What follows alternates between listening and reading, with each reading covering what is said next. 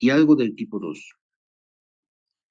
También están fibras de elastina, reticulina, compuestos de hidratos de carbono, como son los GAGs, que son los glucosaminoglucanos.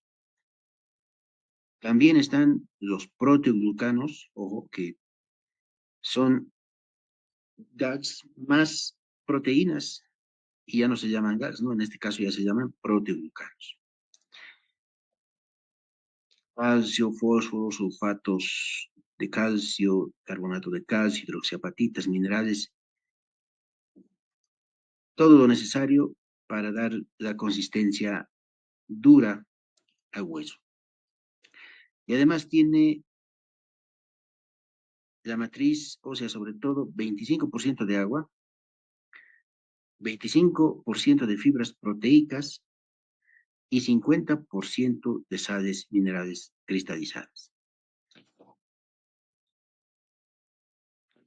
Entonces, aquí les decía, está la configuración del hueso, los osteoblastos, que son las células progenitoras, que estarían más en la periferia, debajo del periósteo, en su cara interna hacia el hueso, pero en el endostio, y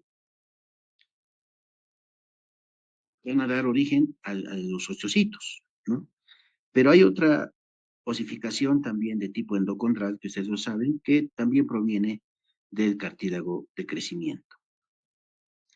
Ahí está entonces un esquema, y aquí está el esquema que todos lo conocemos, el sistema de Havertz, que estaría interconectado con esos conductos centrales haversianos y los conductos transversales que unen estos conductos, que son los conductos de Boltzmann.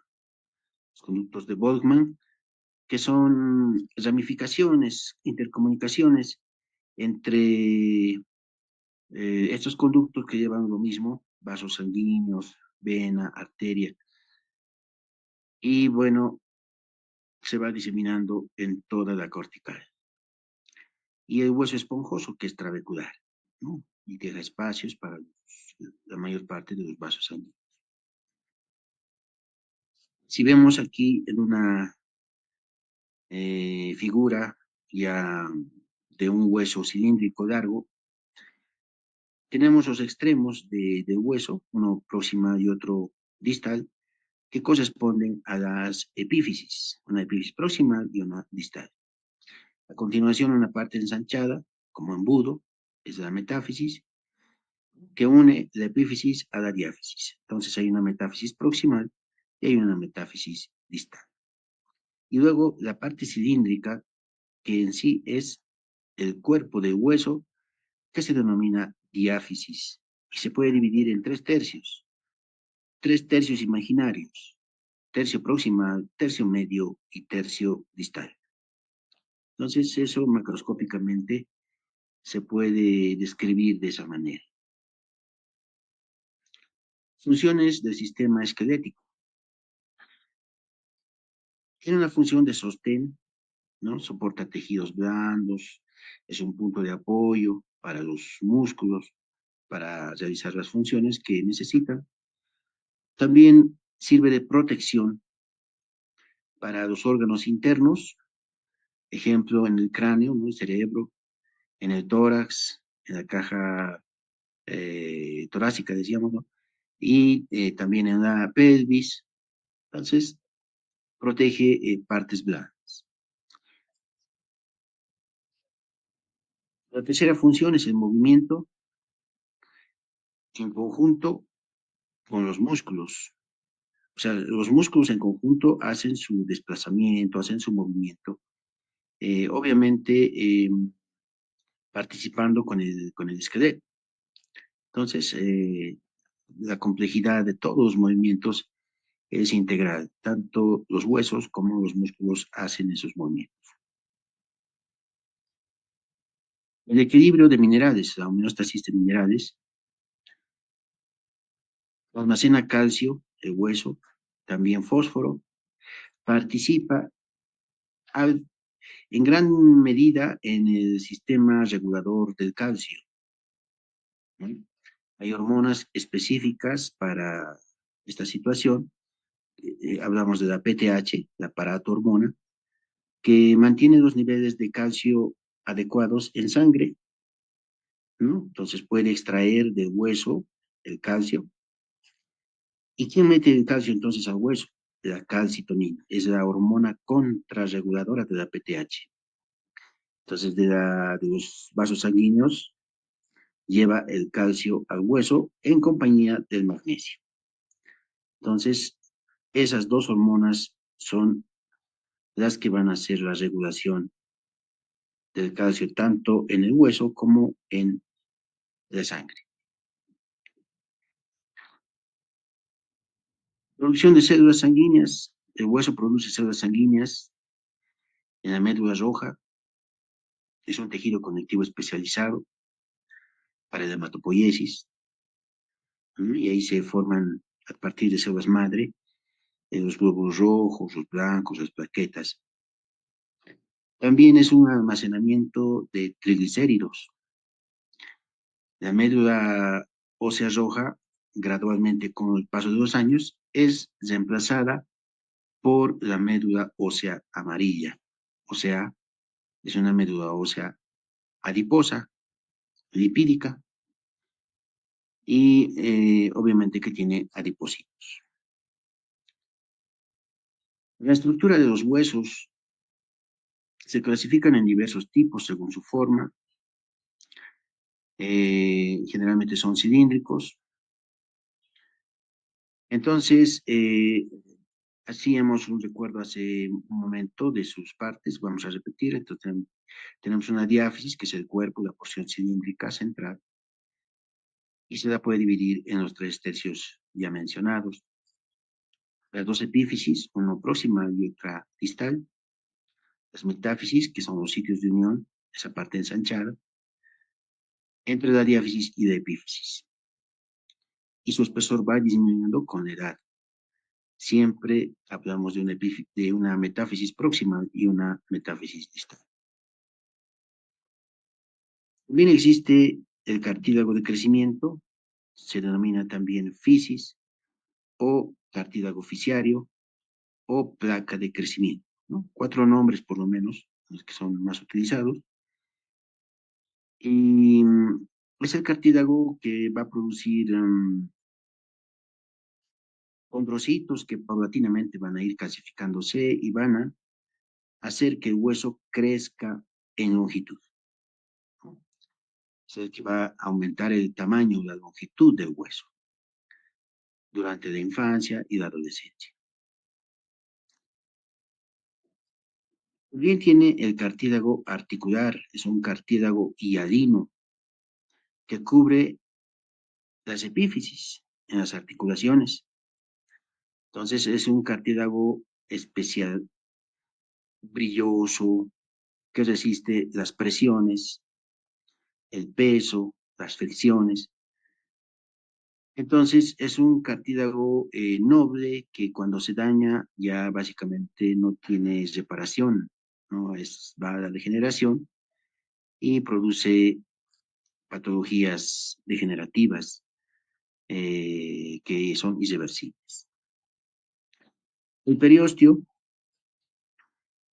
es una capa resistente de tejido conectivo denso que rodea la superficie ósea.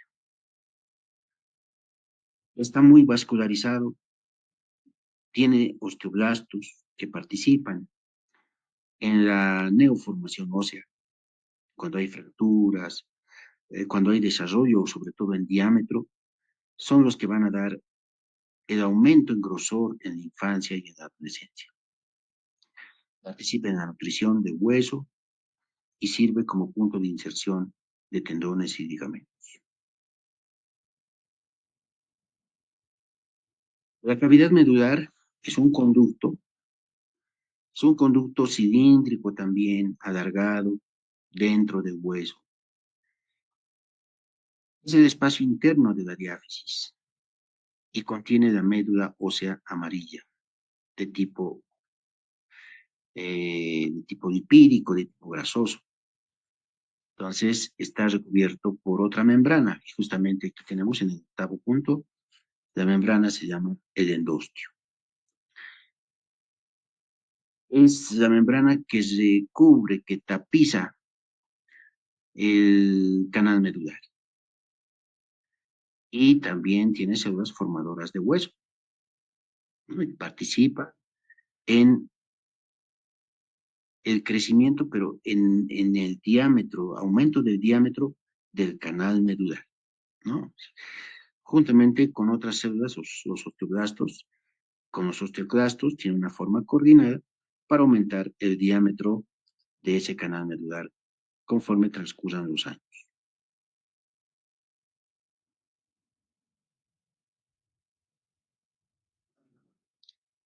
Las células tienen hueso entre las principales, tenemos las células osteógenas, son células madre no especializadas, eh, van a dar origen a los osteoblastos, ¿no? Y van a participar finalmente también en todo lo que es el desarrollo y la producción de hueso en, eh, en el desarrollo. Los osteoblastos son células que construyen los huesos, sintetizan los componentes de la matriz del tejido óseo. Todo lo que decíamos del tejido conectivo, que es la matriz ósea, va a estar producido por osteoblastos. Ahí está el sufijo, blasto indica células que secretan matriz. Los osteocitos son células maduras derivadas de los osteoblastos, principales del tejido óseo, y quedan atrapadas en la matriz, intercambian nutrientes con la sangre. Ese sufijo de cito indica células constituyentes de los tejidos. También tenemos los osteoclastos, que son células gigantes, células grandes, conocidas como células basureras, porque se absorben hueso, participan en la remodelación del tejido óseo, cuando hay fracturas, también cuando hay recambio celular. Entonces, su tamaño se debe a la fusión de los monocitos, se dice que 50 o 20 monocitos, se fusionan entre sí para formar una célula gigante que va a reabsorber el hueso, o sea, los detritos óseos, células que ya han cumplido su función. Entonces van ellos a pinocitar, van a engullir y van a participar en el recambio celular, ¿no? Entonces, o en la remodelación del hueso cuando hay fractura. Después de un año, la última fase del callo óseo está estrictamente relacionada con la actividad de los osteoclastos. Pues van a remodelar el hueso. Entonces, el sufijo clasto indica destrucción, ¿no? Ellos pueden, eh, mediante sus enzimas, pueden remodelar, destruir los segmentos que son sobrantes, por ejemplo, en el callo óseo exuberante, pueden volver un callo óseo de menor tamaño. La dureza del hueso depende de las sales minerales orgánicas, de las fibras de colágeno, sobre todo de la elasticidad en relación a estas. Y se dice que los huesos no son completamente sólidos, porque tienen muchos espacios. El hueso en general compacto constituye el 80% del esqueleto y el esponjoso el 20% restante. El hueso compacto entonces forma eh, la capa externa y brinda protección y sostén. Y estaría conformado por las células, los osteocitos en los sistemas de Haber.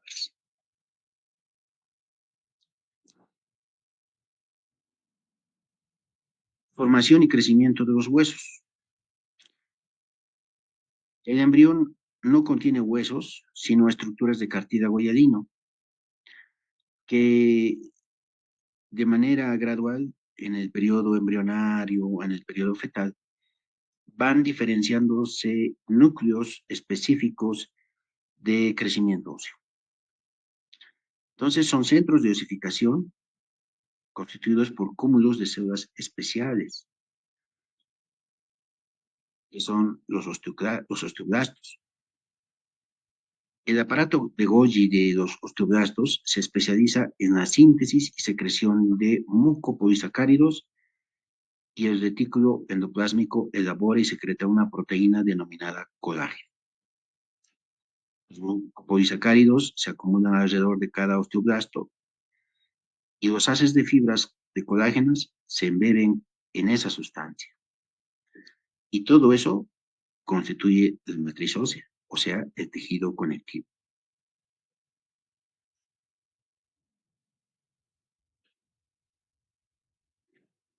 Entonces,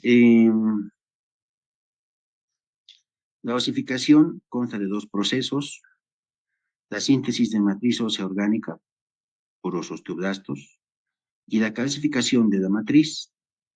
La osificación comienza en la diáfisis y avanza hacia la epífisis, y luego aparecen centros de osificación secundarios, que son las epífisis.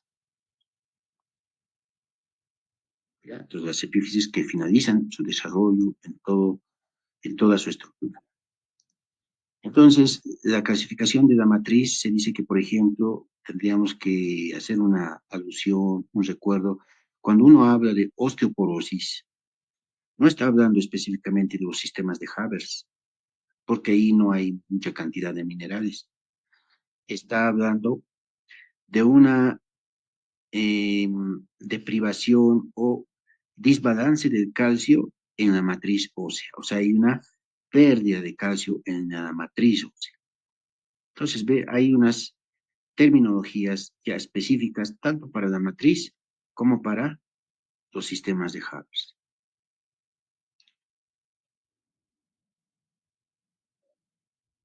Entonces decíamos que las células participan en la estructura y la degradación del tejido óseo, en la resorción y crecimiento, también en la nueva osteogénesis, en la neogénesis se puede decir, o neoformación de tejido óseo, y de acuerdo a las necesidades también se ve un metabolismo específico que lo vamos a repasar más adelante en la formación del callo óseo.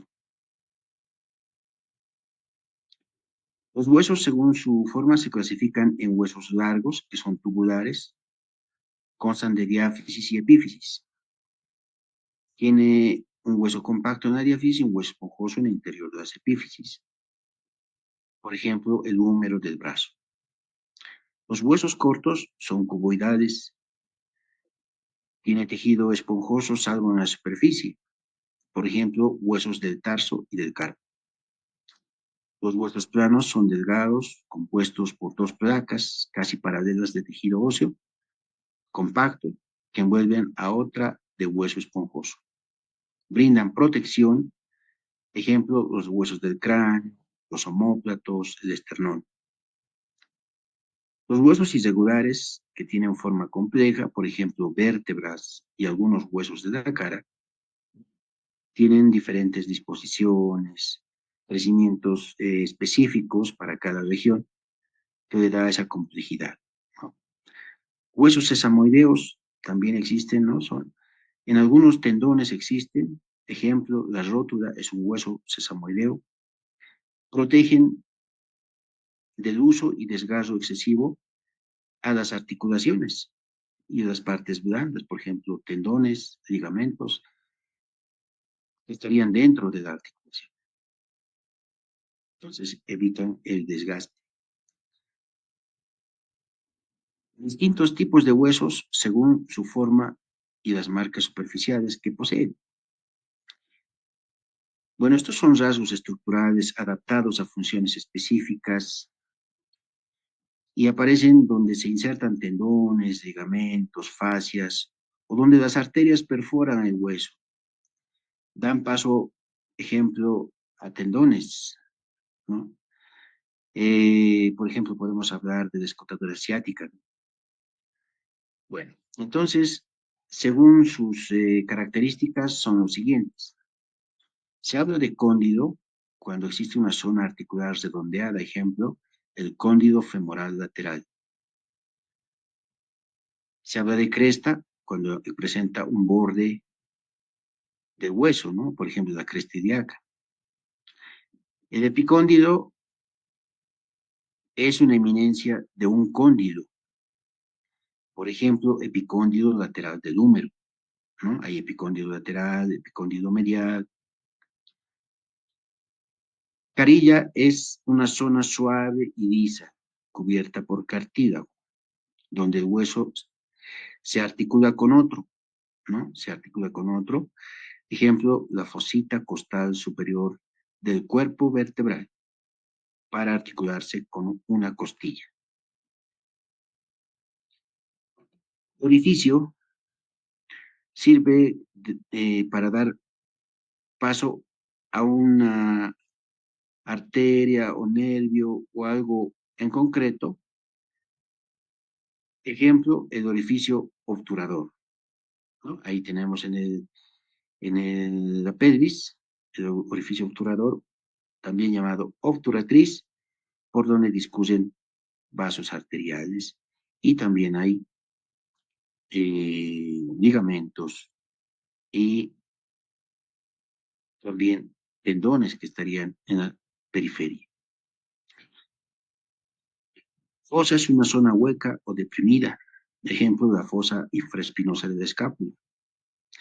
Surco es la depresión alargada o acanalada, como los surcos arteriales de la calota craneal.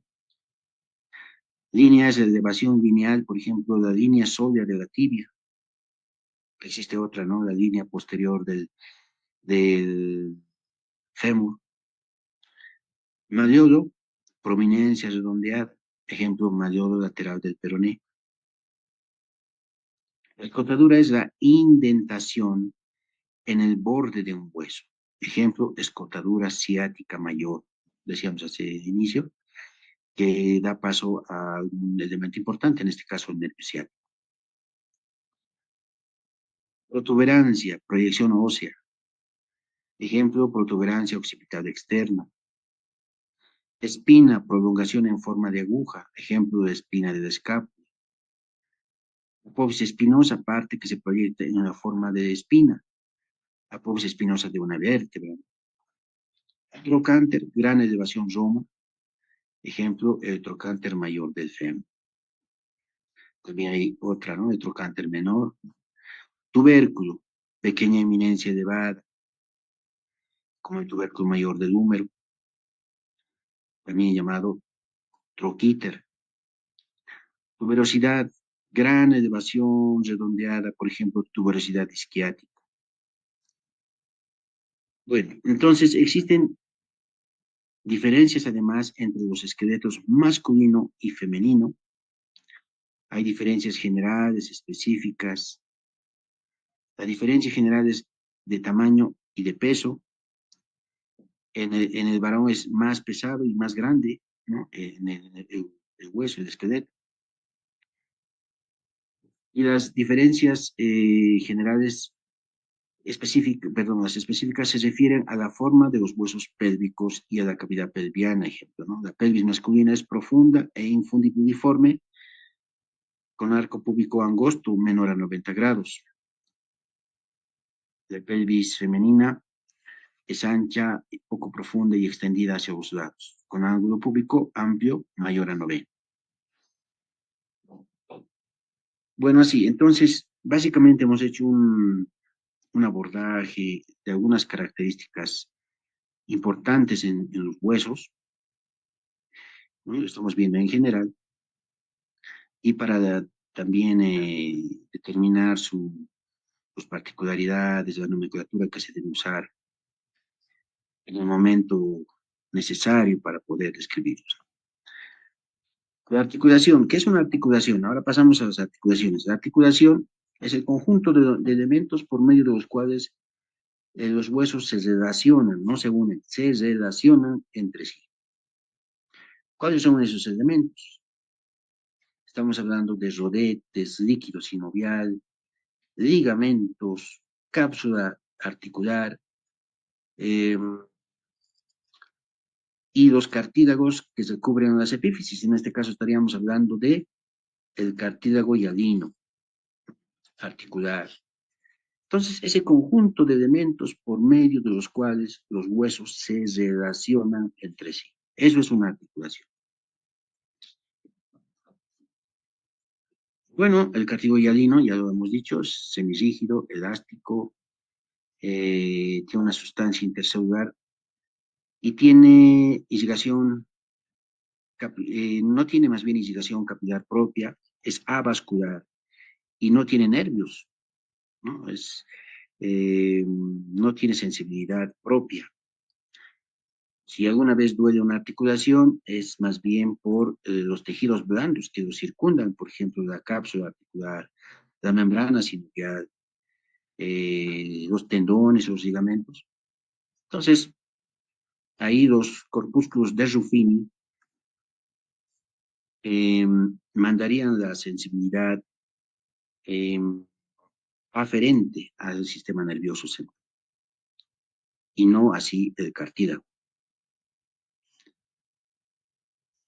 Entonces, el cartílago tiene células madre con condroblastos y las diferencias, y son diferenciadas estas en condrocitos, condrocitos.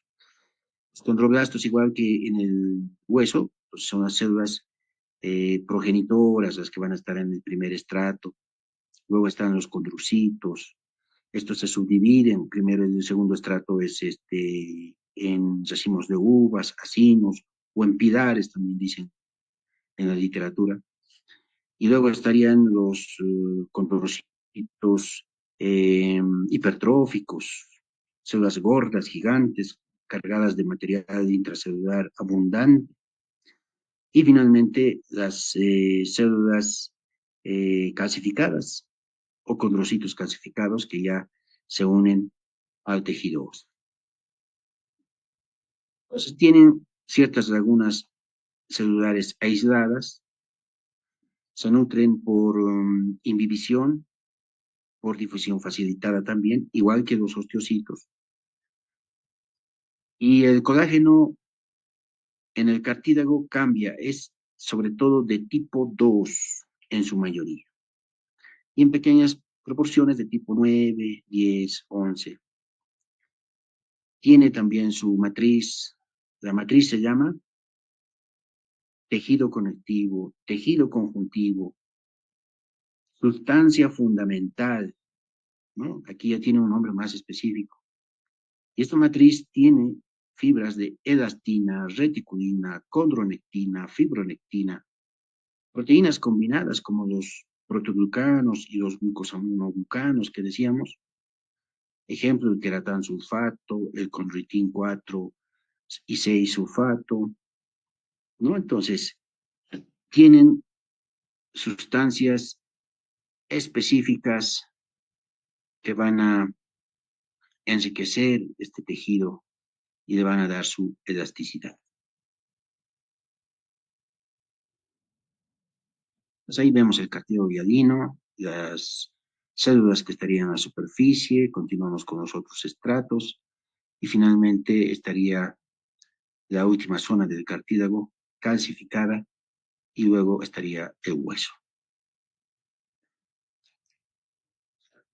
Funciones del cartílago hialino.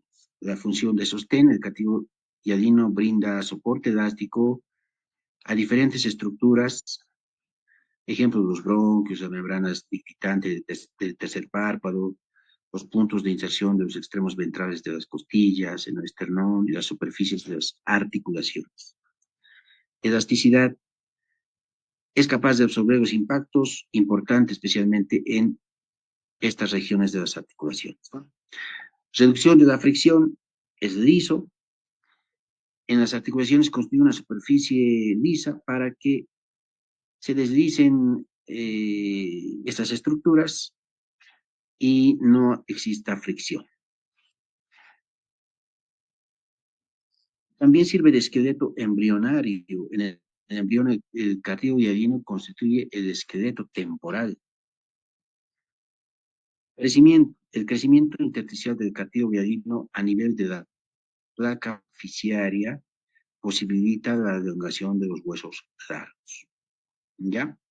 Más o menos la placa fasciaria tiene casi la misma estructura del cartílago hialino articular, excepto en la superficie externa, donde tiene el cartílago fasciario mayor cantidad de células y el cartílago hialino menor cantidad de células, tiene más colágeno. ¿Ya? Entonces, y en las periferias, el cartílago de crecimiento no tiene un anillo fibroso alrededor. En cambio, el articular sí lo tiene, de gran cantidad de fibras de colágena, de reticulina, de elastina. Entonces le pone un nombre de anillo fibroso, ¿no? Periférico. ¿Para qué? Para justamente tener la resistencia que necesita.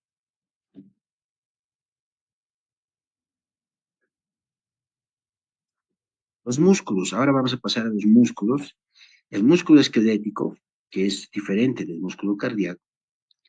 El músculo esquelético es un tipo de músculo estriado unido al esqueleto formado por células o fibras alargadas, ¿no? Ustedes conocen las sarcómeras y polinucleadas, que sitúan sus núcleos en la periferia. Obedecen a la organización de proteínas de actina y miosina y le confieren esa estriación que se ve perfectamente por el microscopio. Necesitan también calcio, magnesio para su funcionamiento. ¿Cuáles son las funciones de los músculos? Producen movimiento, desplazamiento, generan energía mecánica por la transformación de la energía química. Hay biotransformadores, ¿no? Ahí está, como vemos que mediante la exoquinasa, por ejemplo, la glucosa es transformada a otros azúcares de menor complejidad para irse degradando paulatinamente como medio de energía. Da estabilidad articular, sirven como protección, mantienen la postura, brindan propiocepción. Es el sentido de la postura o posición en el espacio gracias a terminaciones nerviosas incluidas en el tejido muscular. A eso se llama el uso neuromuscular. También brindan información del estado fisiológico del cuerpo. Ejemplo, un cólico renal provoca contracciones fuertes del músculo liso, generando un fuerte dolor, signo del propio cólico, ¿no? Y esto a su vez puede dar también en la parte regional endurecimiento, resistencia, ¿no? Como hay resistencia abdominal, resistencia de los músculos periféricos a esos lugares, lumbares y todo, que puede dar un cuadro ya mucho más severo. También aportan calor por su abundante irrigación, por la fricción y por el consumo de energía. Brindan estimulación de los vasos linfáticos y los vasos sanguíneos. Ejemplo, la contracción de los músculos de la pierna bombean al retorno venoso y también al retorno linfático, para que estas dos